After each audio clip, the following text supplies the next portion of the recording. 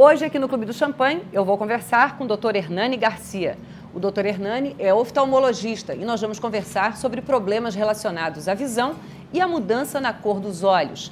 Também vamos falar, no segundo bloco, sobre produção de vinho, já que o Dr. Hernani é um dos grandes produtores de vinhos da região de Santa Catarina. É daqui a pouquinho aqui no Clube do Champanhe, não sai daí. Clube do Champanhe.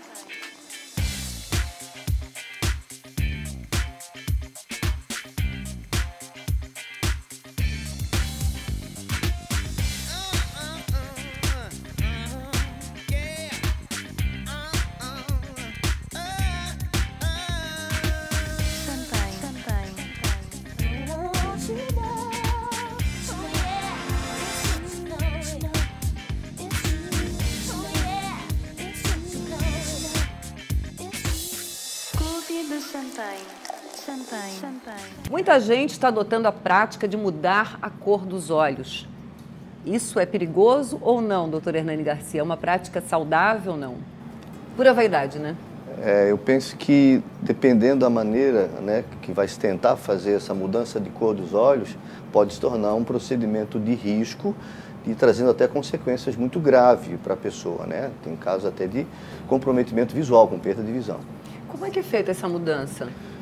Então, oficialmente, pelo nosso Conselho Brasileiro de Oftalmologia, o que está regularizado são as lentes de contato coloridas. Então, existem diversas opções de lente de contato personalizadas, cada uma adaptadas à curvatura do paciente. Então, esse é um procedimento que ele é reversível e que funciona muito bem. Mas nem todo mundo se adapta bem à lente, né? O problema dependendo da curvatura, da vista. Sem dúvida. A tolerância à lente. Não só a curvatura, como também o filme lacrimal. Tem pessoas que têm o olho um pouco seco. Hoje em dia, com os hábitos do ar-condicionado, é muito frequente no nosso dia a dia. Tem pacientes que não toleram a lente de contato. Os outros procedimentos, eles são mais agressivos, né? Então, até isso gerou muita polêmica, né? Recentemente, foi matéria... O Fantástico mostrou uma pessoa, uma mulher, exato, que perdeu a vista, né? Exatamente. Esses procedimentos mais agressivos, um deles chega a ser um implante, se faz um implante de um anel, de uma lente dentro do olho, entre a córnea e a íris. Então se implanta um anel com a cor que a pessoa escolhe e para mudar a cor dos olhos. Isso é um procedimento muito agressivo. A outra forma, também que existe até mais tempo, é uma tatuagem que se faz na córnea. Então, pelo lado de fora, se tatua a córnea e dando uma cor para ela, verde, azul. Mas aí seria na parte branca do olho? Na frente da cor do nosso olho. Ah, tá. E na parte branca, que é a esclera, existe também, ele se injeta um corante para mudar, tirar o branco do olho e ficar aquele olho bem azul, muito forte. Então, ele é um procedimento extremamente agressivo, pode provocar sérios danos. E tem gosto para tudo, né, gente? Porque deixar a parte branca do olho, como é que chama? Esclera? A esclera, que você falou? Esclera. Numa outra cor deve ficar uma coisa muito estranha. É muito agressivo. Então, um procedimento desse, por exemplo, pode trazer reações inflamatórias dentro do olho, pode inflamar lá dentro do olho, pode perfurar o olho na hora que o cidadão, a pessoa não é preparada para isso, né? É um tatuador, geralmente, que faz isso. Então, eles injetam podendo perfurar o olho. Então, é um procedimento muito agressivo que as pessoas têm que tomar muito cuidado nessa decisão, né? Que isso é muito perigoso, podendo trazer consequências graves. Agora, essa cirurgia para trocar a cor do olho mesmo, não a parte branca, não a esclera, aqui no Brasil ela não é regulamentada, né? Não é regulamentada. Andou se tentando fazer, alguns profissionais tentaram fazer isso, gerou repercussão séria. Um dos casos, a paciente não tinha, as células não eram bem estruturadas dentro do olho, da córnea, e esse implante gerou um trauma e que fez a pessoa perder a córnea. Então, aí ela ficou sem enxergar. E para resolver um transplante... Teve que ser submetida a um transplante de urgência para restaurar a transparência, a nitidez, a visão. E aí consegue recuperar? Conseguiu recuperar. Mas transplante é uma coisa complicada no Brasil também, né? Sim, porque tem que entrar para a fila, né? Sempre vai ter o risco de rejeição. Então é um procedimento assim, delicado, que tem que respeitar uma fila, uma lista de espera. Então, mas infelizmente para essa paciente foi o único recurso que teve para salvar o olho dela. Não é recomendado então, né? Eu penso que isso é um procedimento extremamente ousado, agressivo e que as pessoas não devem submeter a isso. Então, por pura vaidade, na verdade. Exatamente. Muitas vezes não está no olho o problema, né? A pessoa está querendo mudar. O problema está na cabeça. Na cabeça da pessoa, exatamente. Ô, doutor Hernani, por que fila para um transplante? O Brasil ainda não tem uma campanha, uma facilidade nesse sistema de doação? Então, isso é um assunto assim que se discute ao longo de muitos anos. Eu estou na área de transplante há 25 anos e eu pude acompanhar assim, toda essa evolução. Hoje já diminuiu muito, tá? É um problema cultural, né? As pessoas têm muita resistência. A doar qualquer órgão, né? Qualquer órgão. Então, assim, não consegue se diferenciar a matéria, sabe, da alma, do espírito. Então, naquela hora ainda está tão apegado a pessoa, ao ente, à família, ao cadáver, à matéria, que não consegue. Tá? Mas mudou muito, Adriano. Eu diria assim, ó, no início era muito difícil. Eu participei, voltando para Florianópolis, quando eu terminei minha formação na residência, que a gente abordava a família. A gente passava por reações assim adversas, agressivas da família com a gente. Tá? Então, reações assim que a gente não entendia naquela hora, pensando no paciente. Depois, é claro, pensando na família, tu consegue entender. Hoje mudou muito, que existe uma comissão dentro dos hospitais que fazem isso, né? de assistentes sociais, de enfermeiras, que conseguem fazer essa abordagem. Hoje, uma fila, tem determinadas cidades, estruturas que já não tem mais fila. Tá? Sorocaba é um exemplo disso. Sorocaba começou um trabalho escolar, nas escolas de ensino, nas criancinhas. Conscientizando as crianças sobre a importância disso. Da doação. Então, eles hoje colheram esses frutos. Então, Sorocaba não tem mais fila. São Paulo já migrou de Sorocaba para São Paulo, já resolveu São Paulo também. Então, isso é um problema cultural. Agora, na carteira de identidade, a gente tá colocado como doador ou não doador de órgãos, não é isso? Já tem que fazer uma escolha. E você sendo um doador, a família não pode dizer não? A família tem que assinar. Mesmo você sendo um doador? Então, essa foi uma campanha que iniciou, tá, no Brasil inteiro, para constar isso. E muitos colocavam lá não doador. Muitos. Mas, mesmo assim, com a lei federal, é necessário, na hora da doação, que um familiar assine. Senão não pode tirar, não pode fazer a retirada do órgão. E a córnea mesmo, a gente acha assim, a córnea, poxa, já está em parada cardíaca, entendeu? Tu doar um pulmão, um coração, o paciente tem que estar com o coração batendo, ele tem que ter sangue circulando dentro do órgão para poder aproveitar. Da córnea. A córnea não. Então, é uma doação mais difícil. Tu vê um parente teu lá na UTI, poxa, será que ele está em morte encefálica mesmo? Né? O coração está batendo, ele está quente ainda. Então aquilo para tu aceitar é mais difícil. Agora, a córnea não. A córnea tu tem que tirar tirar da geladeira, lá do necrotério e retirar o órgão. Tem que ser feito isso logo depois, né, do atestado de morte. Tem um horário, até 6 horas. Até 6 horas pós-parada cardiorrespiratória. Então tem esse tempo que a gente tem que fazer a retirada. Né? Mas diminuiu muito. Hoje, em Santa Catarina, uma cirurgia eletiva, 8 a 12 meses. Urgência, se precisa de uma urgência, é quase que imediato. De um dia para o outro já se consegue. Então, melhorou muito, tá? Muito mesmo. Mas a gente acha assim, que a gente deseja que em um prazo de 2 anos, 1 ano, se consiga deixar a fila zero. E com relação ao glaucoma, né? O glaucoma é uma das principais doenças, né, de vista, não é isso? Eu acho uma das mais importantes, Adriana, que a gente tem que abordar, sabe? Ela dá em qualquer idade? Ela tem uma incidência maior acima de 40 anos. Que o grande problema do glaucoma é que a gente não percebe a perda da visão. Então, uma catarata, tu começa a notar a queda de visão, vai cada vez piorando mais, e aí tu vai buscar recurso. O glaucoma, quando a gente percebe que está perdendo visão, já está na fase terminal, onde já está irreversível. E como é que a gente pode saber, fazendo exames? Só tem uma maneira, a gente ficar atento ao grupo de risco. Tá? O grupo de risco, então, hoje, se respeita muito a história familiar. Então, se tem alguém na família que tem glaucoma, tem que ficar atento, a chance é grande. Pacientes que usam algumas medicações, tipo corticoide, tá? Os pacientes artropatas, o corticoide aumenta a chance. A idade, a faixa etária, Então, são sinais que podem aumentar o risco. E o glaucoma é o seguinte, ele lesa o nervo progressivamente, da periferia para o centro. E então, normalmente ataca as duas vistas? Geralmente bilateral. É? Então, o campo nosso de visão vai perdendo, a gente não está notando, vai diminuindo, diminuindo. Quando a pessoa percebe, ele está com uma visão tubular, ele está esbarrando em tudo. Ele já está com a visão tubular. E aí já está irreversível, que é uma lesão do nervo óptico.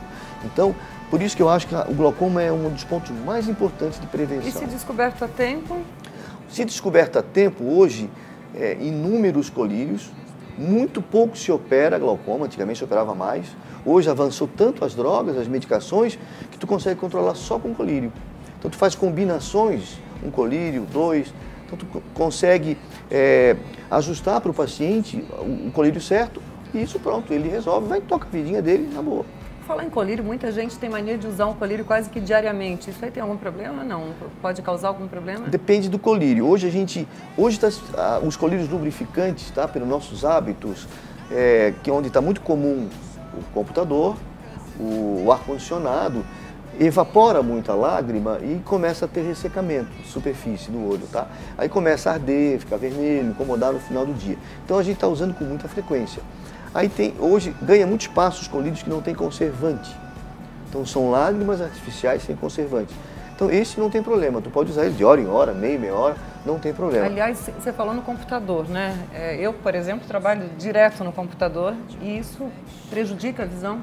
O computador está comprovado que ele faz a gente piscar menos, tá? Tu fica tão atento, tão ligado ao computador que tu esquece de piscar, tá? Isso evapora a lágrima e prejudica a visão. A emissão da radiação do computador da mesma forma. E a nossa lágrima, a gente está valorizando muito hoje em dia. A gente tem que entender que a nossa lágrima é a primeira superfície nossa do olho, é a primeira superfície óptica. Eu sempre comparo a um para-brisa do carro.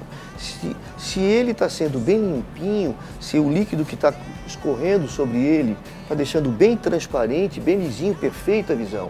Se esse líquido não está legal, se ele tem grumos, se ele tem gordurinha, se ele tem óleo, a visão cai. Então a lágrima é muito importante. E o computador agride muito o filme lacrimal. Então o ideal é ficar menos tempo no computador. O pessoal fala que a cada 2 horinhas tem que dar uma saída, dar um tempo e usar um colírio de suporte. Bom, a gente volta no segundo bloco conversando mais com o Dr. Hernani, mas aí não sobre visão. A gente vai falar sobre vinhos. Até já.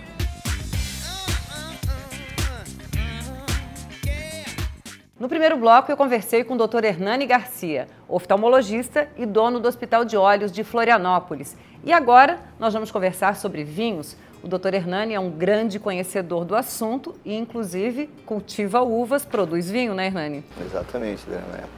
Não sou grande, a gente está aprendendo, está entrando no mundo. Há quanto tempo você se interessou pelo assunto? Fazem 8 anos que eu comecei. Eu sempre gostei de agronegócio, sempre idealizei que, depois de um determinado tempo de ação na vida médica, eu gostaria de começar uma atividade com agronegócio. Então, há 13 anos que eu mexo com pecuária de corte, na região do Planalto Serrano, e depois, com o tempo, a Universidade Federal faz algumas pesquisas lá, faz alguns estudos, e com o tempo surgiu a ideia de começar um projeto, um experimento com uvas, com videiras. A gente montou um projeto experimental, vinificamos na Epagre, os primeiros vinhos, e foi uma surpresa muito grande, que foi muito interessante o produto final, e aí eu resolvi tocar a ideia adiante e montar a vinícola. Mas começou como um hobby?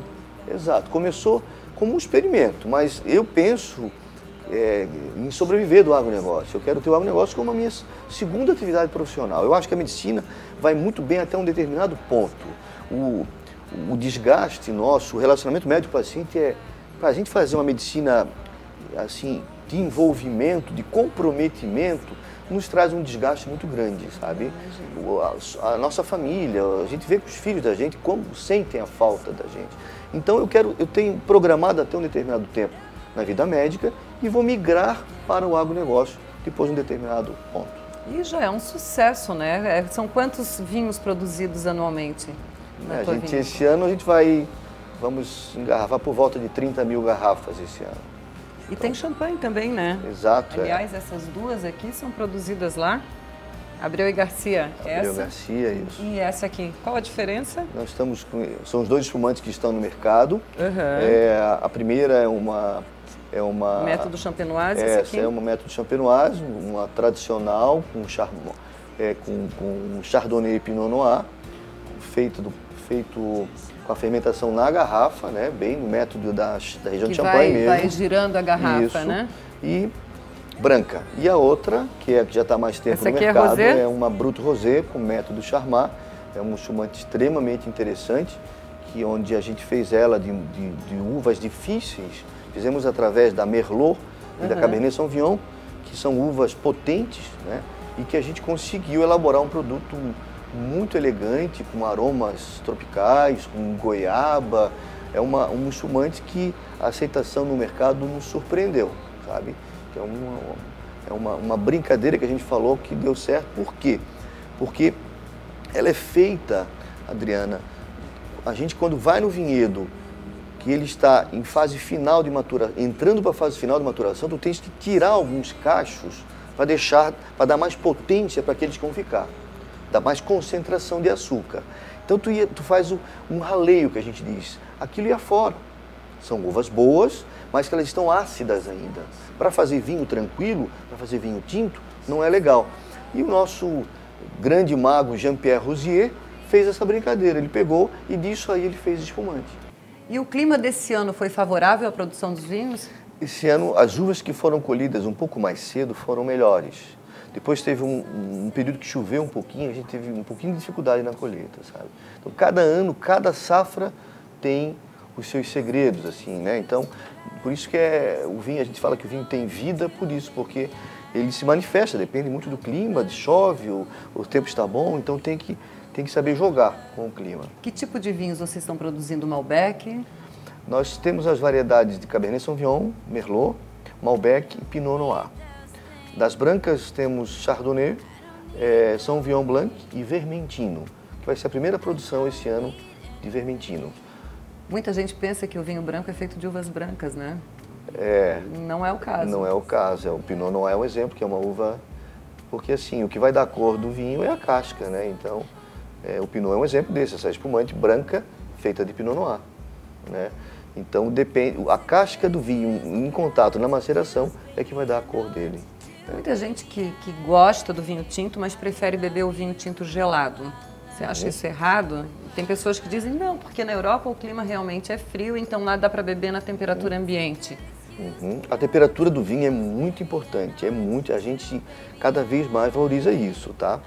Porque assim, se gelar um vinho tinto, tu vai tirar os elementos dele, importante, não vai conseguir identificar elementos importantes dentro do vinho tinto. Então, ele pode ficar na temperatura de 16 graus, 17 graus, 18 graus, temperatura ótima. Trouxe lá para 3, 4, 5 graus, ele está condenado esse vinho. Tu não consegue identificar os elementos desse vinho, né? Chega a se aquecer às vezes. Quando está muito frio lá em cima, 0 graus, 2 graus, tu tem que dar uma aquecidinha para levar ele para 16, para esse vinho abrir, para ele ter, para tu descobrir os elementos do vinho tinto, né? Já o branco não, o branco exige lá embaixo a temperatura. Ô Hernani, e o nome Abreu Garcia? Garcia a gente sabe por quê, é o teu sobrenome. E Abreu? É da minha esposa, é um projeto familiar, né? Tanto a pecuária quanto o vinho. Então a gente fez um estudo na época, vieram uma agência, trouxe vários nomes para a gente, sugeriu vários nomes, mas a gente optou por Abreu Garcia, já que vinho tem muito a ver com família, né? Então a gente resolveu constituir aí, né? Tem muitas empresas mesmo familiares, né? A própria Zapata, que é um vinho muito conhecido, eles inclusive dão os nomes dos filhos, da esposa, né? Aos vinhos. Exatamente. Isso a gente pensa no futuro também, estão sendo preparados já 2 vinhos, um vinho tinto, que vai levar o nome do nosso filho, que vai se chamar Dom Arthur, e uma espumante que vai se chamar Manuela, que vai ser em homenagem à filha. E o vinho é produzido aonde exatamente? Como é que chama o local? Fica no município de Campo Belo do Sul, Planalto Serrano, fica entre Lages e Campos Novos, é uma região de transição, nós temos vales e platôs. Então, é uma região, né? Ideal uma região de muita insolação, muito sol. foi uma descoberta, a região tinha já uma tradição de produção de kiwi nesse município. Uma família de japoneses que, sediada lá, produz kiwi. E uva não tinha tradição em viníferas, tem lá uvas americanas, viníferas, a gente está sendo pioneiro. E então é um local que tem um clima novo. A EPAGRE está fazendo um estudo, lá a gente está com uma estação meteorológica da EPAGRE, que está monitorando o clima, porque está sendo muito interessante o comportamento das uvas lá, né? E o local, ele recebe visitas, a gente pode ir lá conhecer o espaço, como então, é que é a produção? É bem interessante porque é uma vinícola pequena, a proposta nossa é uma vinícola boutique, nós não pretendemos ter uma produção grande, o controle é muito rigoroso em campo, tá? Então a gente já faz uma pré-seleção manual em campo, mão de obra local, então foi uma alternativa para as pessoas da região que tinham pouca opção, né? E todo o projeto da vinícola foi com o Giovanni e com a Thaís, Giovanni Bonetti, que ficou muito agradável. Ela é compacta, ela é toda de taipa, de pedras que foram colhidas na fazenda. É uma região vulcânica do passado, onde tem muitas essas pedras, pedra-ferro, essa pedra bonita, assim, típica da região. Então ficou com taipa e com madeira pinheiro. Então ela é pequena e tem um receptivo, que é um espaço gourmet, que se cozinha harmonizando culinária local, com entrevero, com o cordeiro, o carreteiro, harmonizando com os vinhos. Mas então, funciona um restaurante junto ou não? Os pacotes, quando se fecha o pacote de visitação, acompanha um almoço. Funciona todos os dias ou só final de semana? A partir de novembro a gente vai começar o projeto de visitação, que vai ser de quinta a sábado. Então o pessoal do litoral a gente usa como apoio Lages, então a gente tem hotéis que já estão programados para isso, fica no hotel, passa o dia, conhece todo o processo do campo, do vinhedo, visita a capela, que é um ponto muito interessante da propriedade, vai para a cantina, visita toda a maneira de produção, é um sistema italiano, tudo que veio da Itália. O Jean-Pierre visitou lá na Itália e montou um kit de vinificação muito interessante, compacto, e depois termina na visitação, que tem uma lareira muito agradável, um deck muito bonito para o infinito, assim, é um local singular, porque a gente não vê, fica longe das casas, de carro, fica no meio da vegetação, da natureza. Então a gente fica não pega celular, então a gente se sente muito à vontade, é um local assim muito agradável. Bom para relaxar, para curtir, para beber um bom vinho, então. É isso mesmo. E quem tiver interesse em conhecer, em visitar, tem algum telefone, o site para contato, como é que faz a reserva? Então, o nosso escritório central da vinícola está aqui na Rua Alves de Brito, 209, e ali está todo o escritório, a área de apresentação dos vinhos. Quem quiser conhecer, pode conhecer aqui, fica bem na frente da Toca da Garopa, um local bem fácil acesso. E ali está toda a nossa parte de gestão da vinícola, e ali se faz toda a reserva dessas visitas. E o nosso site também, entrando pelo site, consegue fazer o agendamento, né, que é www.abreugarcia.com.br. A tua ideia é o quê? Aumentar muito essa produção ou ficar mesmo como uma vinícola boutique? A ideia é não passar de 80 mil garrafas anos, ficar com essa produção controlada, tá?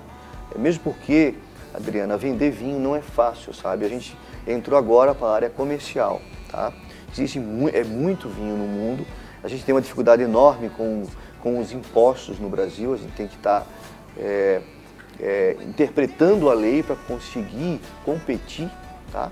Então a gente pretende trabalhar em cima de qualidade do produto, e não por em outro quantidade. lado, os vinhos estrangeiros acabam entrando aqui até com um preço bom, né? Muito Não dá para mais entender barato o que desfavorece quem produz aqui, né? Muito mais barato que o nosso. Só quem está produzindo que sente o peso mesmo do custo para produzir um bom vinho, sabe? Hernani, parabéns por tudo, por ser o profissional que você é, um grande oftalmologista, um dos maiores do Brasil, grande cirurgião, e também por estar produzindo esse vinho maravilhoso. Bondade tua, Adriana, eu sinto um orgulho muito grande, que estudamos juntos, né, e demos os primeiros passos no colégio verdade, juntos. Alunos do Catarinense. E desde o início a Adriana já em destaque na área do jornalismo, né, e o teu programa é muito agradável, com temas diversos, então é um programa muito bom da gente assistir. Eu que te parabenizo. Obrigada. Vamos fazer um brinde, então? Sucesso, mais sucesso para ti. Obrigado, Helena, para ti também. Hoje o Clube do Champanhe fica por aqui. Eu estou usando roupa da Mackenzie e sapato da Capodarte. Beijo, até semana que vem. Tchim, tchim. Clube do Champanhe.